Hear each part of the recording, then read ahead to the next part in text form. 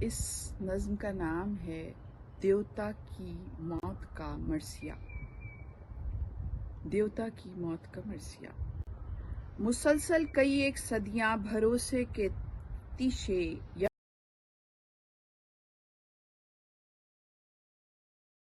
بتے کو قامت کو مجھ میں ہی ڈھایا گیا ہے۔ مسلسل کئی ایک صدیاں بھروسے کے تیشے یقین کی کلہاڑی سے ساتوں فلک تک کھڑے ایک بتے کو قامت کو مجھ میں ہی ڈھایا گیا ہے۔ بصارت کی پتلی کو زخمی کیا، بصارت کی پتلی کو زخمی کیا تو میرے خواب کا گاڑھا سرسبز محلول سا دونوں گالوں پہ بہنے لگا تھا۔ عقائد کے بل پر کھڑے اس بتے کو قامت کے ہونٹوں کے خط توڑنے پر مئے شوق کی لجلجی کیمیا رال سی پنڈلیوں تک بہی آ رہی تھی۔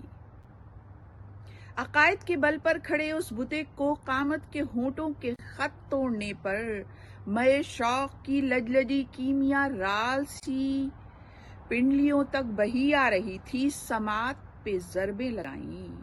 سماعت پہ ضربیں لگائیں تو لگنے لگا جیسے آیات کوہنا کے پیروں تلے چوکیوں کو اکھاڑا گیا ہو۔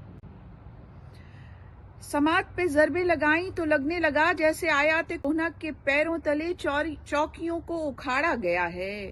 جلوم تنے بازوؤں کو ادھیڑا تو اس وقت ان پر گلے آرزو اور منت کے کونڈے دھرے تھے۔ جلوم تنے بازوؤں کو ادھیڑا تو اس وقت ان پر گلے آرزو اور منت کے کونڈے دھرے تھے۔ انگشت بلا کی وہ سل جو کسی قبلہ رخ میں الف ہی الف تھی۔ قدم اور قدامت کے ٹکڑوں کو توڑا تو وہ اپنے معبد کے رستے میں اوندھے پڑے تھے۔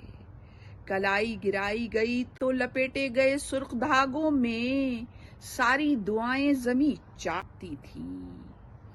کلائی گرائی گئی تو لپیٹے گئے سرخ دھاگوں میں ساری دعائیں زمیں چاٹتی تھیں۔ نفس کی گراری پہ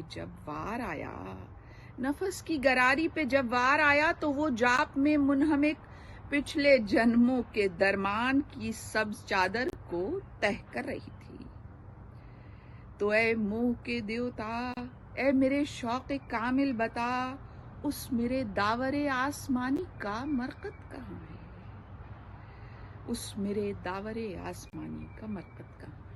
بہت شکریہ۔